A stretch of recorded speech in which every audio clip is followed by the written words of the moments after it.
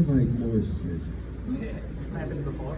I'll do whatever. No, Sid, I'll try to keep it on time. I do get long-winded. I'm going to sit down.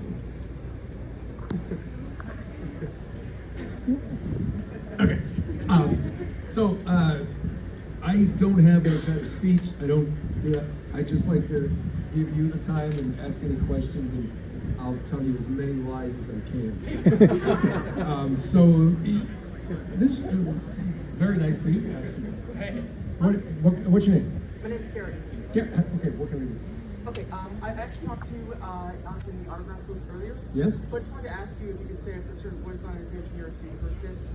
I forgot it. Look it up.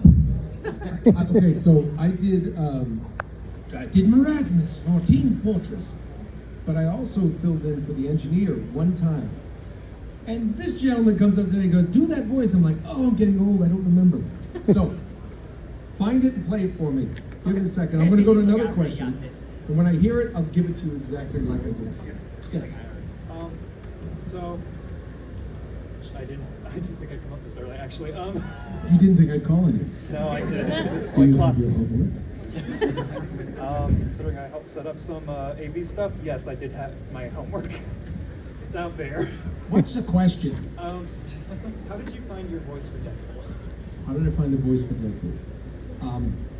So the first time I did Deadpool was a movie called Hulk vs. Wolverine, and I was doing Wolverine in the X-Men, and the same producers did that movie, and they came to me and they said, "So we did this movie called Hulk vs. Wolverine, and there's Deadpool. You know Deadpool?" I said, "Oh yeah, I love Deadpool."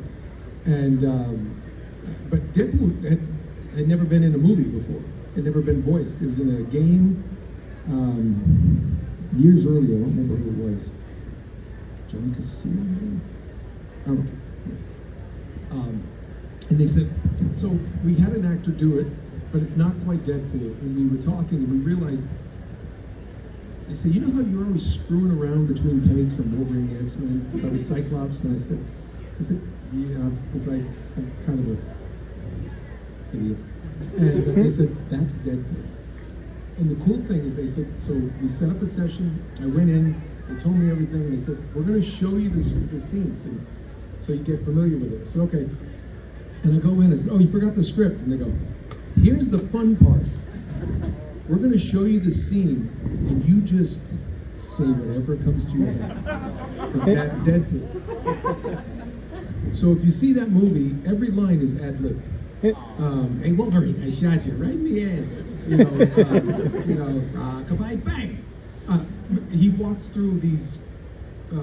There's a scene where he walks through, and you just see him kind of. I think he's with. I don't know who he's with, but they're the clones, and they're like floating in like tubes. I didn't know they were clones. So when he comes out and he starts talking, he goes, "We got to get ready." And he's getting his gun ready. He goes, "Hey, what do you say after the mission? We go back and shoot some of those floating babies." And they kept him. So there's an argument to be made that I am Deadpool. Because we share the same type of brain. The voice just came out of his zaniness, just being, like this, whatever. And then when we did the game, longest answer ever, right? Bear with me. They said, well, he also has the immature voice and so I just did the voice of, he's very serious, and then we had the one, "He's really immature, let's talk about movies," or something stupid. And the cool thing about the game, he said, "Do you want to do the immature ones, or which one do you want to do first?" And I said, "Why don't we do them one after the other?" And they go, "Can you do that?" I'm like, "I don't know, let's find out." Because I thought it would sound more manic. So it'd be like, "Hey, I'm getting hungry. Who wants to eat?" "I want a burger." "I want pizza." "Shut up, okay." And it would go back and forth, and we highlighted blue was the deeper voice, red was Deadpool, and yellow was the higher voice. So that's how it worked. I just found it and let everything spill out of my head. Have we found any engineer yet? Yes. Hold on, bring it up, let's play it. This is what we do in a session, by the way. They say, let's play some reference. Yeah, this is. Okay, hold on.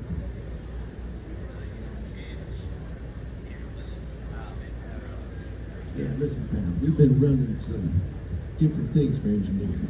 So I did it. Hold on, you want a video? I did it. Yeah, That'll be $2,500. Are you ready? Ask your question. You, yeah. Could you say engineer gaming? engineered gaming. That's right. Engineered gaming. Team Fortress. That's one of my favorites. Still talk to Robin Acton Downs all the time.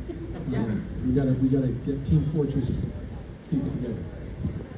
Hold on. He asked a question, right? What is your favorite retro game in about, say, Nintendo area? If you have You know, all the Mario stuff.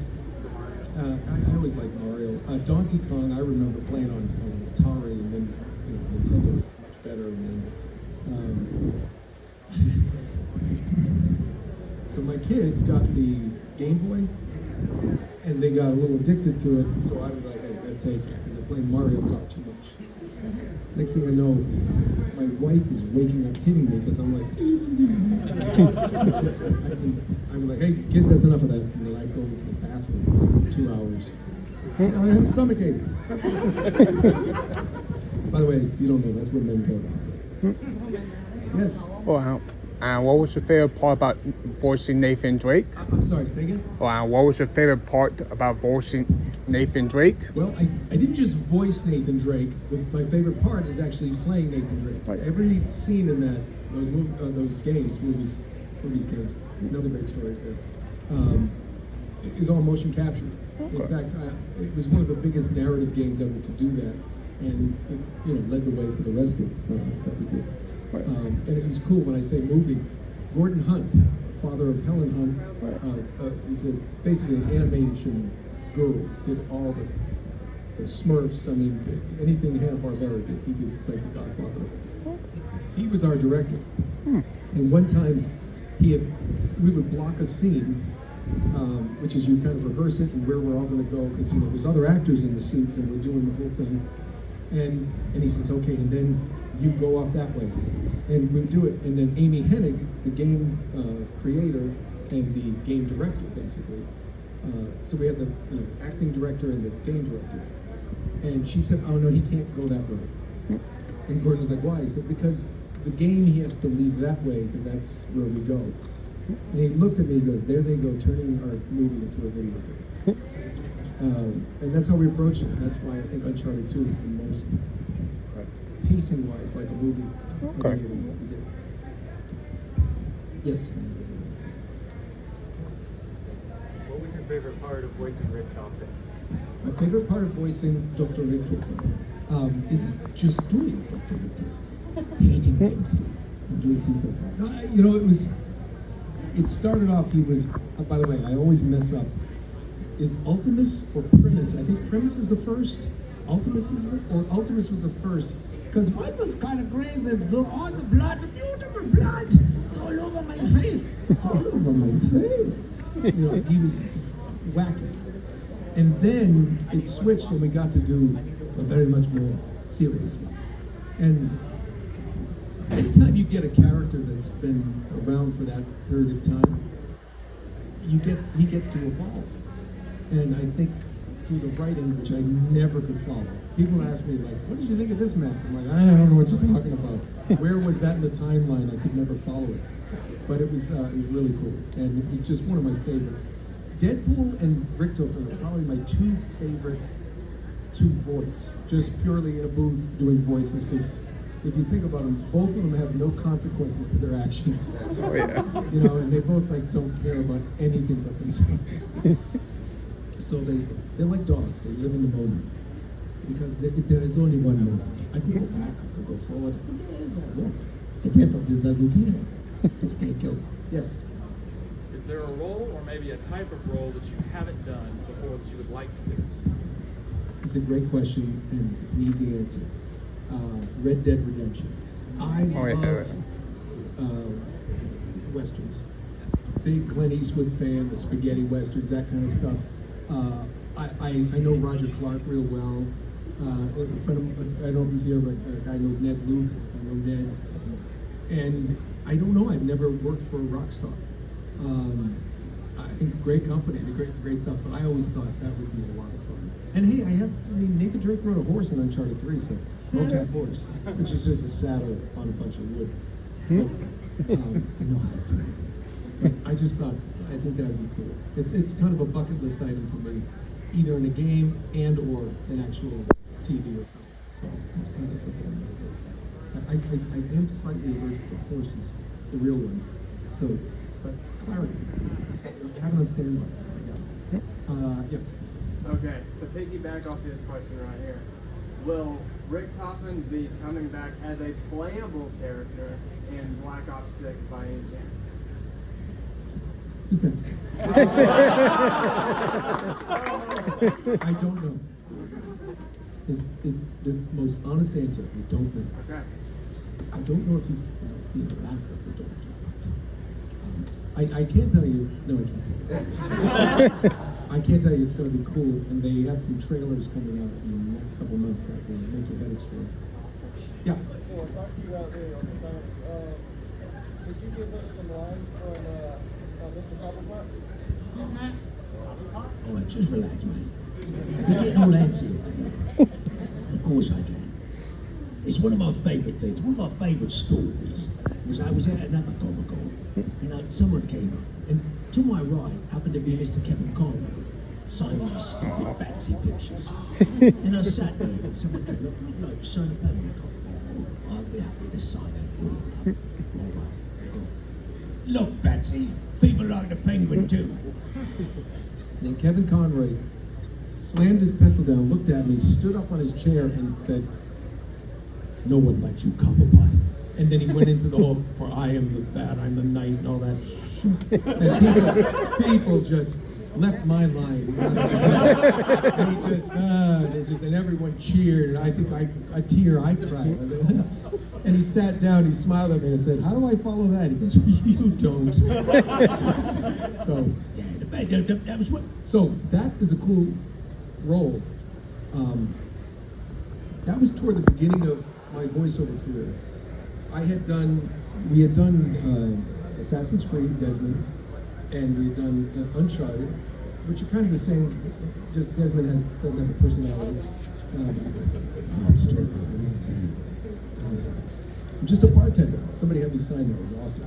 That was you, right? Yeah. I forgot that quote, that was great. Just bartender, for Christ's sake. And then I did something called Shadow Complex. I did something Dark Void, and games weren't what they are now. But then they started getting more popular, and people came on there like, "This guy sucks. He sounds the same in everything." But nobody was that. Oh, and Prince of Persia, which I begged them to let me do a different accent. But it's like, "Carpet's this thick, Alec." It's like I'm from Iowa. And I was like, "No, carpet's this thick. I could do something different. We could make it. I could do it slightly British," which is strange because then Jake Gyllenhaal did the movie, and guess who did the movie trailer for him because he wasn't available. So I had to do a couple lines like him, and do that accent he did. So, Rocksteady came out, and I had done stuff for Warner Brothers Animation, and they were like, "We know you don't sound the same." They gave me the chance to do Copperpot. And everyone's like, "Oh, okay, he's not that bad. He can do other things." And since then, I kind of lean into roles where I don't sound like myself. And, although sounding like myself has been lucrative. Yes? Kind of in your early work, but how did you end up getting the role of Martin Walker from Spec Ops The Line? And were you surprised by how different it was from everything else at the time? That game, the question about Spec Ops, The Line. That game was way ahead of its time. And if you don't know it, it's loosely based off of Joseph Conrad, The Heart of Darkness. Set in a sandstorm destroys Dubai, and these Marines have to go in, a special ops team of 3, led by me, Captain Martin Walker. Mm-hmm. "Gentlemen, welcome to Dubai." Yeah, you got the, there you go, he's got the cover. It was such a cool role. I did what's called the vertical slice for them. That's the test level that we make, that developer makes. And then they send it to the higher ups. They go, do we continue or trash this? And it continued. We ended up doing a bunch of the game, and then the two guys that were the original two other guys, Lugo and I forget his name too, but they were replaced. And when I walked in, I remember. Anybody remember Kid and Play? Yeah. So I'm a big old school hip hop fan, and Kid and Play, and the kid came in. And didn't have the high top fade, which kind of bugged me, but great guy. And we ended up redoing the entire game with them. If you don't know it, the writer, his name Walt Williams, he wrote a book about it. Matter of fact, it's great. His brother was in the military, and his brother, they were playing games one night. He said, "You know what the problem with these games you guys make is, the player comes up and has a choice, and there's the right choice and the wrong choice." He said, "But being a soldier in the real world, sometimes you have two choices and they're both bad." And he just went, "Whoa!" And in this game, you make decisions, and people were like, "I restarted and it made the difference," and it's just as bad because, soldiers face some of the most difficult choices in a moment's notice. And I thought that game really caught that and grabbed it, and it's open to so much interpretation. Like, is there a comrade at the? Does he exist? Was he ever exist? Was it all in? It's a psychological mind effort. Is what it is. And it's still a great game today. It's surprising that they haven't remastered that or done something. I don't either. I'm up for it again. I'm gonna go on this side. Yeah. So, I think everyone knows that you enjoy your two heavy hitters, what's that, games. You guys work together. There's a lot of other people who'd be like, Steve Bloom would be like, "Hey, I'm in the Guinness Book of World Records for that." I'm curious, between you and Troy Baker, who would win the fight? Physically? Physically, mentally, He's psychologically? younger, might be a little stronger, but I'm meaner. And I think if you tussle his hair, he gets all. Why would we ever fight? Are you kidding? I was just texting with him the other day. I might have told one of you here. He texted me from the Chris Stapleton concert somewhere. He's like, "Thank you for turning me on to him. He's amazing." I'm like, duh. That's Chris Stapleton. Yeah, back there. Yes, you? Of getting that role? Just an audition. Just your agents. That's early in the career too. You just get the audition. You give your take on it. I had gotten kind of known as somebody who doesn't bitch and moan when he has to scream a bunch in a game, because I was like, people used to sit there. I think this starting rate was like $700 for 4 hours, and people were like, "No, I'm not going to go scream for 4 hours for $700." I'm like, "I'm going to scream for free for my kids for free. I'm going to go take the money." Kids, expensive, am I right? Oh, yeah. Jesus. Yeah. They're in their 20s. I still pay for stuff. Get a job, bastards. I don't even know if they're mine. They look a lot like me. Sorry, that was my inside voice. Say that? See how that sounds a little like Deadpool? That's my voice. My inside. Sometimes I just start talking like that, and it sounds like Deadpool. Except when I get tired, and my wife's like, "You coming to bed?" I'm like, "I just want to see if the Cardinals won." She's like, "Are you doing walking on purpose right now?" I'm like, I sound like Christopher Walken when I get tired. I'm just gonna sit down and check out the scores. Sports Center, right? That's good. Yeah. I know that you've done some Superman roles in the past, but who do you think will win in the fight between him and Goku for Dragon Ball Z? Superman or Goku? I'd beat the shit out of Goku. Goku. Superman? Versus Goku. I would wipe the. I would. His name's Goku. He loses on that alone. It's not even Goku, man. It's come on. I've never played Goku. I've played Superman many times. I win. By the way, don't ask me. I went Lara Croft. I'd kick her to sleep. No, don't give me that stuff. I love everybody. Everybody says, "Who wins in a fight?" I'd rather buy a beer and talk it out. I haven't been in a fight since college. It wasn't my fault. Yes. Will we ever see Young Justice come back? Will we ever see Young Justice come back? I pray for it all the time. Kari Payton, who played Aqualad, and I have talked about this. He said, "We can do this." I know that the producers would love to do more. I think they have ideas for more. 4 seasons, I think, on 4 different networks. It's this business side of it that is just awful. It's just, Wolverine and the X-Men I was talking about before. That was going to have a second season. It was the hit show on Cartoon Network. Oh, yeah. Disney bought Marvel, didn't want their show on Cartoon Network. Cartoon Network was like, we're not letting it go. It's a hit for us. So Disney went, canceled. And we're just at home going, here goes our jobs, animators' jobs. What do I care? I own everything.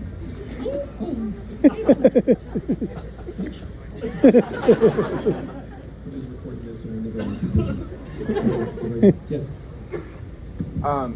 Did you have any say in the way they did the Drake character for the Uncharted movie? I was invited to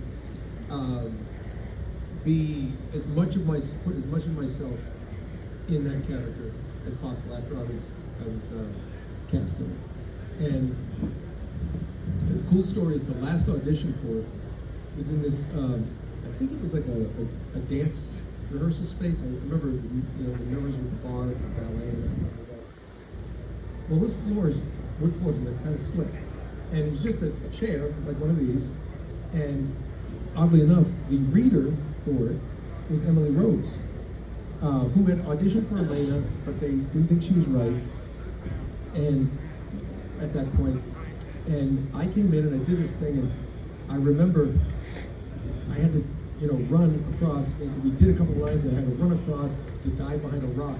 And I did like a baseball slide, and the floor was so slick, I started sliding past it. I grabbed the chair as I went past it, I'm like, oh crap, like that, and I pulled it, and I got up behind it, and I was like, I kind of just laughed, and they were like, oh, that's exactly what he would do.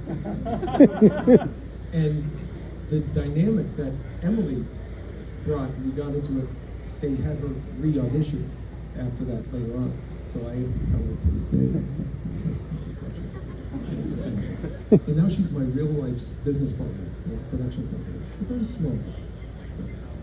They're making TVs and movies. Yeah. You do have another question.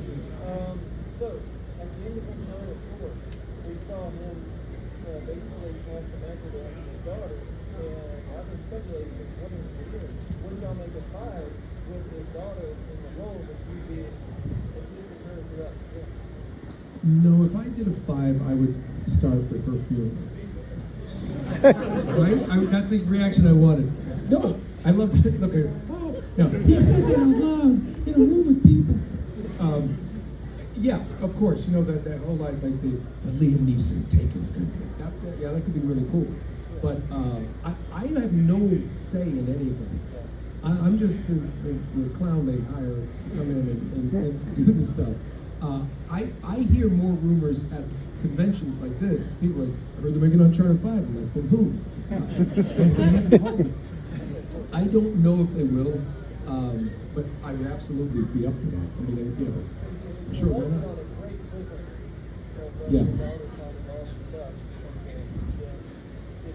Yeah.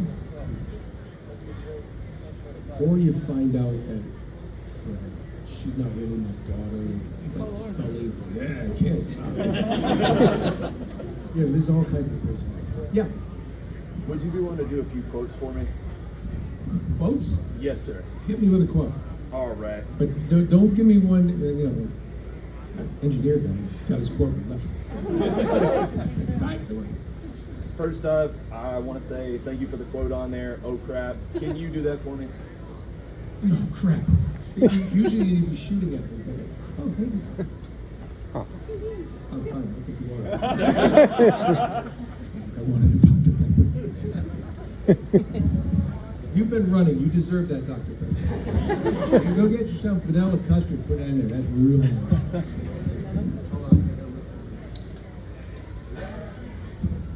Oh crap, what else? Hit me with the quotes. All right. Do you want to I just did give not me see the- that. What's that? I did not see that.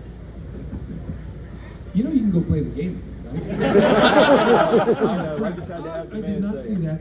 That was a made up line. Talk about putting myself in a drink. I did that as a joke. And I walked, I remember the scene. I walked and I said, I'll be right back. And I hit my head. And because what we did is we would put these up. Hit it! One more, We did, I what think. it was is he comes, he runs, and he hits. He's going into like a thing. And what we do, they would put like a bar with like a pool noodle in it. And it was basically a reference point to where we could. So I was supposed to like, touch it and go underneath. And that's how the animators know where to build the ledge and everything. And so I thought it'd be funny, you know, just being stupid and just hit it there. Let's see it. So, there you go. One more. Yeah. But on the bright side, there's no one around to tell me I'm an idiot. On the bright side, there's no one around to tell me I'm an idiot. Which is something I say around my house most of the time. And I do have a question. Okay, I'm so sorry for taking up the time. you're taking up their time, not mine. I'm so sorry. I'm an aspiring voice actor. I'm really wanting to get into the business. Do you have any recommendations on where I could go to start that? If you don't have your own equipment or anything like that, I'm really wanting to get into that. That's my Okay, dream. so I get this question a lot. Don't say, I want to be a voice actor. You want to be an actor. So you have to learn to, you know, do a play, a community play. Take improv classes. You don't have to jump right into scene study where they're like, today we're going to do Hamlet. No, you don't. That's not going to, you know, it's not going to work. Right. You know, you can grow to that. But improv is kind of interesting, especially in voiceover, because a lot of times you're asked to, you know, you'll do a line and then you'll say, hey, can I try it this way? And you do something different. You can also explore different characters and things like that. But don't ever sell your own voice short. Because this is Nathan Drake, and that's pretty much it. The best advice I give you, and it sounds hokey, I know, but D. Bradley Baker, if you know him, amazing voiceover artist. He started a website, and you want to go put this down, iwanttobeavoiceactor.com. I know it doesn't sound real, but it's amazing. Because it basically says, okay, you really want to do this? Here's the practical things you can do. It'll show you microphones that are good. And he updates this list. From, you know, you can start with a USB mic for under $100. God, they were under 110 years ago. They're probably even less expensive. It's up to 70 though. Way too much money. There you go. Second advice is talk to him, because he knows. No, but programs. I use Logic Pro because when the pandemic hit, when we had to start doing it from home, Bungie sent me, I had to get a bunch of Destiny stuff done. Bungie sent me a Apple iTunes app card or something. Download this on your computer. We're going to do a session in 3 days. I'm like, okay. And then I had to call my engineer friend. I'm like, I know it's the pandemic, but will you come over and tell me how to use this? But you know, the mics. It's my whole setup is in my home studio is. You know, I have a good mic. But there's a, what is it, Sweetwater.com, $150 Scarlett compressor, the good mic, and then if you do a home setup, I think the biggest purchase I made was, besides the mic, I guess, but a Mac Mini, because there's no fan. Right. Because I remember the early sessions were on a laptop, and after a few hours, and they're like, can you put that on? And I was in a closet that I had to get one of those little, you know, the hooks that you stick up and you can take them off. Oh, yeah. Upside down inside the closet because there's no knob in there. So I had to, and everybody, the engineers would call it my casket because I got the only foam, pyramid foam to sound, not soundproof, but deaden the sound, was like this burgundy red. And the only light was from this little LED light because you don't want the heat. And I started with, I'd come up from sessions, you know, the monitor's here, and I'd come up, are we ready to go? You know, and it was this wide. just like it wasn't like a big walk-in closet. Not like the fancy walk-in I use now. 6x7 by God.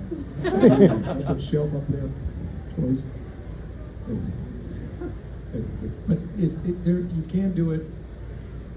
Watch a lot of cartoons, and just but be an actor. Learn about acting, and because I know I've met a lot of people can do great voices, but it's like you need to act with them.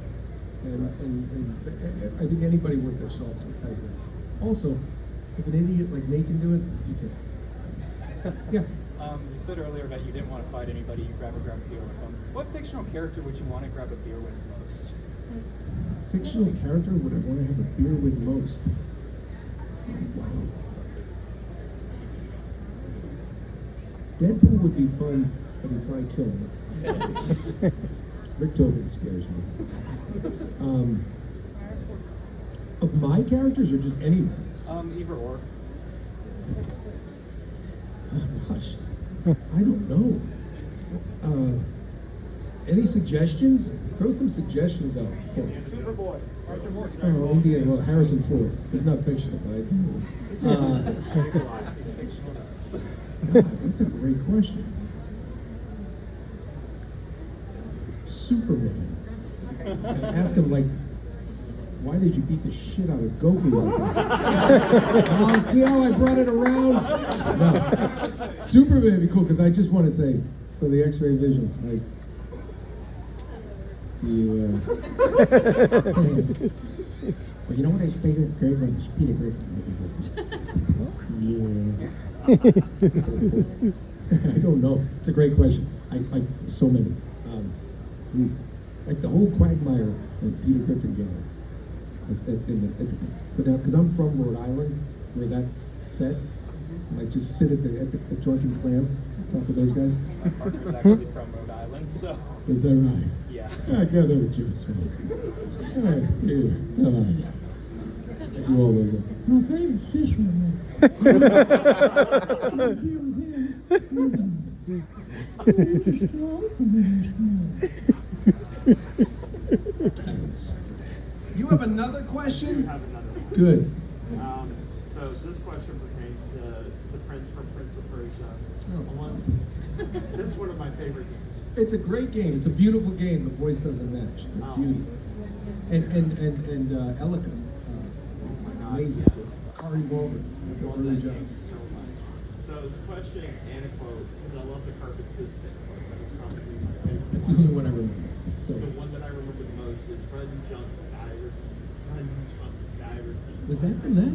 Yeah. Run, jump, die, repeat. Run, Yeah, jump, he's- die, repeat. I forgot that. Yeah, he says that, and then it's like, I'm starting to get the hang of this. Like, after you, like, scale on the walls. But my question was, if you had the choice to voice that character again in, like, a sequel, because it ended up very crappy, but would you? Of course. Sure. Why not? Why not? Listen, did you not hear the part I have kids? I have adults. No, the thing is, it's like I love what I do. I mean, I just for everyone here, here's my sales pitch.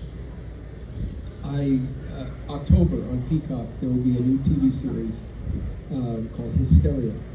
It's me, Julie Bowen from Modern Family plays my wife, Anna Camp, Bruce Campbell. My son is MJ Anthony, who is the kid and chef, great actor, great people. It's kind of a Stranger Things meets The Exorcist kind of vibe. And it's set during the Satanic Panic in 1989, which is funny because in 1989 my dad was my age, and I find my character wearing the clothes he wore, which is very, very funny to me. But very excited about the show. Premieres, you'll start seeing probably in September. Just the marketing that we did for it will start dropping before the show airs. But very excited for people to see it. I want you to see it. I hope you like it because I want a season 2. Because shoot in Atlanta, where I live now, and it's really cool to wake up in your house, go to a studio, get to do your little TV job, and then go home and snuggle with your dogs. That's my idea. They snuggle with me. They're bigger than me. Yeah.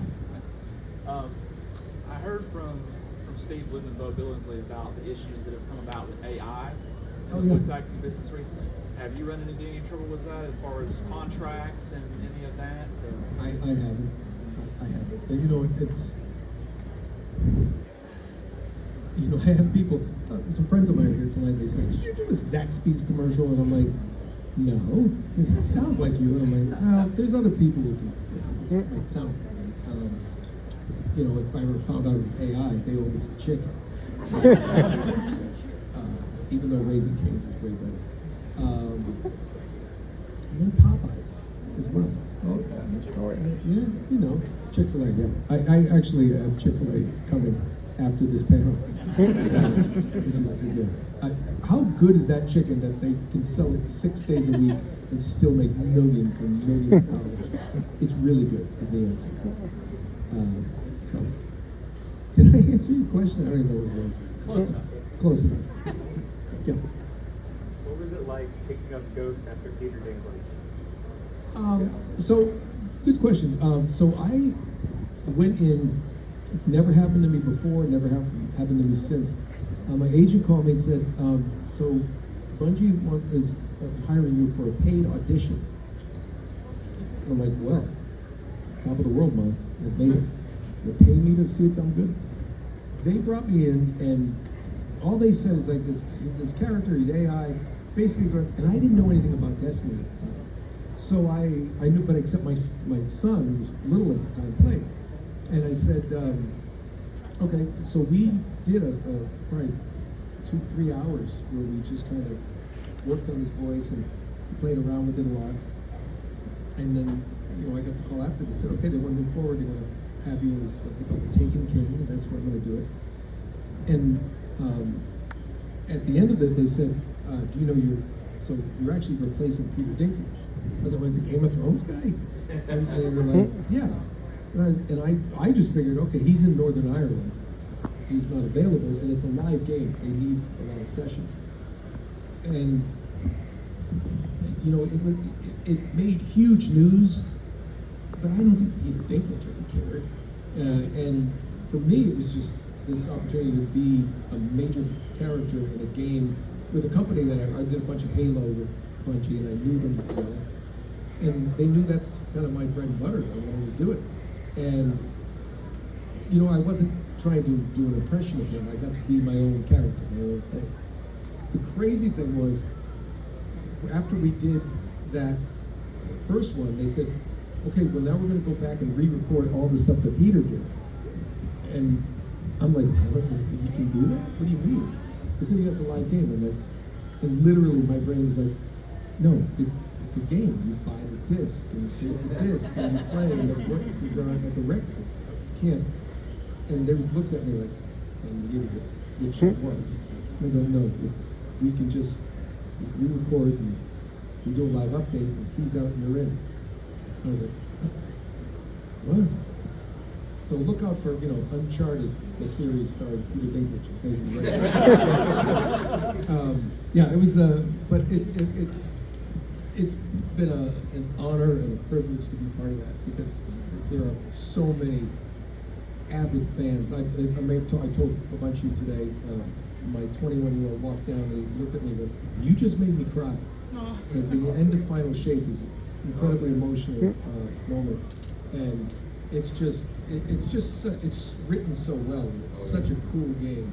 And I remember telling him, I said, he was playing when I came home one day, and I said, when I got the job, and I said, hey, is this Destiny? He said, yeah. I said, can you pull up I want to hear the ghost. And I remember he went, why?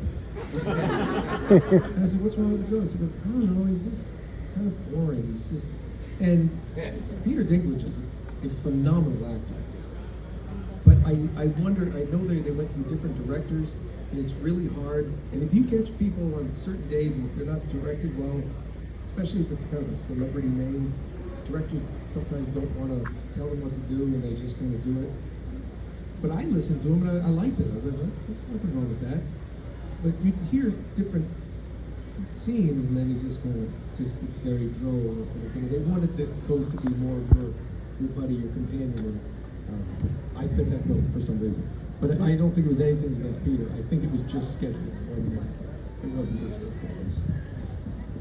And I'm on record saying that. Yes? Do you ever miss playing Desmond Miles in the Assassin's Creed series? Say again? I said, do you ever miss playing? Do I ever miss playing Desmond Miles? Yes, all the time. I did. I found out he died on Twitter. Someone said, "Are you upset Desmond's dead?" I'm like, what? Called my wife. I'm like, send the couch back. Send the couch back. Yeah, I got to do Desmond's voice in Valhalla. He's at Cathedral, and that's his voice that comes over. So he still exists, just not in his human form. Oh, yeah. Which is fine. I know Nate back there, Nathan Drake. So when you were first approached for Uncharted, what were your first thoughts as well as with the motion capture of it? Well, the motion capture, I had done other things for Sony. I did a game called NBA The Life. Again, another game way ahead of its time. No, I wasn't the player, although I could shoot the three. I'm not gonna lie. In high school, ran the baseboard, just kill it, drive, go to the line. I'll take a hit. I don't care. The motion capture was a lot like a lot of theater I had done, except you got a paycheck, which is true. And it was just like doing an on-camera job. Andy Serkis has talked about it. Motion capture acting is just it's like regular acting, but you wear digital makeup. Is the best way to put it. So I had done some stuff for Sony, NBA The Life, a Navy SEALs game, which was ridiculous because I was in with real Navy SEALs in the suits, and they're teaching me all the hand signals, and I'm like the commander. And at one point I'm like, why don't you just have him be up front? I'll be one of the guys in the back, and then I'll voice over him, because we couldn't capture voice at the same time. Like, he's way more Celia than I am.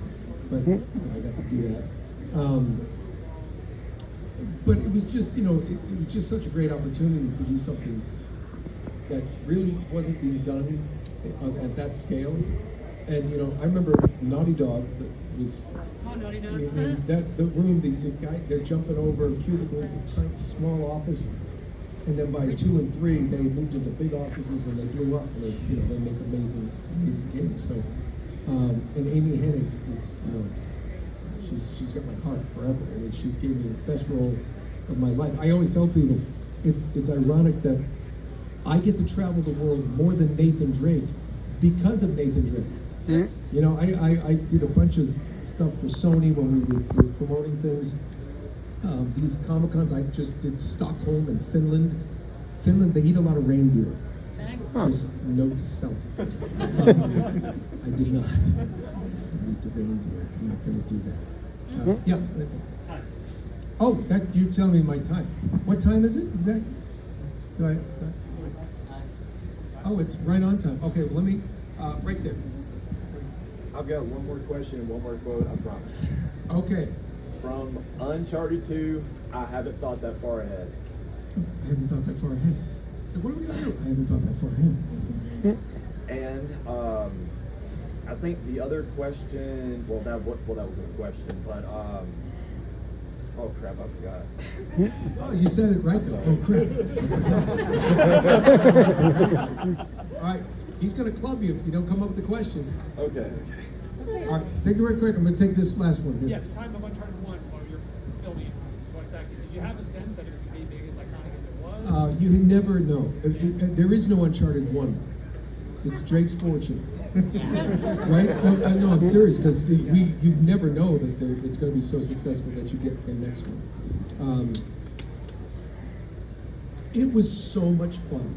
If you remember, I tell people, and this is another question for if you want to do voice acting. Or acting in general. The best actors are kids. You watch 6, 7, 8-year-olds play in the backyard. I remember our clubhouse could be the Millennium Falcon one day. Next day it's the Justice League headquarters. You just jump, and then if mom comes on and says, "Who wants peanut butter and jelly?" Nobody's going, "Damn it, you broke our center. Everyone back to 1. We'll do this again." You just go, "Yeah, I do." Okay, and then you're right back in it. It's just your imagination at play. And I think with Uncharted 1, that was, they built the hull of a plane that we had to jump out of. 1, 2, 3, 4, 5, 5. We did that stuff, and it was just it was playtime, and that's what acting is. If you could just play and just don't take yourself too seriously. All right, this is the last one. All right. How was it when you first got into the Nathan Drake role? Like, how did you come up with the voice for that? And what was your favorite part about that series, playing that series? Well, coming up with the voice was easy because it's mine. They didn't want it in voice. It's like, no, just be you in these situations. The thing is, like Nathan Drake deflects difficulties and things with humor. I think we all do. Yeah. That's why he's the everyman. You know, it just there's sometimes things can get so hectic that you just gotta laugh, and you'll get through it. And I think that's something I always embraced, and Nathan Drake embraced, and that's what it was all about. And that was probably the best part of the job. It's the same answer, is the fact that I got to be the lead in something that's become a global sensation, and it's just me. And it helped me with my on-camera acting and all my other acting, because I realized I don't have to always portray a character to evoke emotion, as one of the actors speak, but or to be an actor. I could, and I brought that into other roles. If you watch Hysteria and Peacock, you'll see I do different things. My name's Gene, and it's just like, but you're like, oh, he just sounds like himself. It's just, it should look like this is really my family, and I live here, and you know, you'd be doing scenes and you do stuff like that. And, you know, you don't think, oh, I shouldn't touch my face. No, you should, because people do when they talk. The other thing you see in actors, you know, they lock eyes with each other all the time. Is it? No, when we talk, we look off and we do. So, you know, embrace who you are in anything you do. You know, and it's you're enough. You know, it's you don't have to try to be something big and fantastic. I'm gonna go get my Chick-fil-A, and then probably by 3, I eat fast. By 3:15, I'll probably be back at the table if anybody wants to anything or just wants to say hi. Okay. Thank you so much for coming out. And Thank you. Appreciate that.